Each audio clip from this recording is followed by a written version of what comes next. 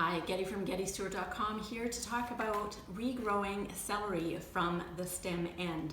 It's totally possible to grow this celery and transplant it outside and have a full stalk of celery by the end of the summer. So here's how to do it. And I've written all of this out at GettyStewart.com. Just look for how to regrow celery. And this is an example of what we're talking about. So we want to regrow this and also grow roots on the bottom end so that we can transplant it outside in the garden in about 20 to 30 days, depending on the weather outside, of course. So here's what you do. Basically, when you're at the store, you want to choose a celery that still has some of the root ends intact.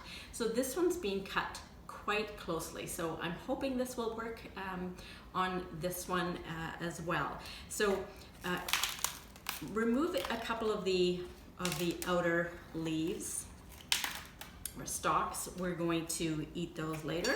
And then go ahead and slice off the bottom 1 to 2 inches. And then what our hopes are is that we'll get growth out of the center of the celery stalk, and that this will turn into roots. So let's pop on over to this one and see what I'm doing. So so far we see that even in just 4 days, I cut this 4 days ago, so there is some nice growth coming out of here. The celery itself is a little bit more green, and I don't see any root development on the bottom yet, but just give it a little bit more time before you say whether or not that's going to happen. I also know that over the course of the time, these outer leaves or stalks are going to get pretty oogy because they're sitting in water, and you need to make sure that you're adding a good amount of water sort of halfway up and changing that water every 1 to 2 days. And then you take this and you place it on a windowsill or under some grow light so that it has all of those elements. As the outer edges get a little soggy, you can go ahead and remove them.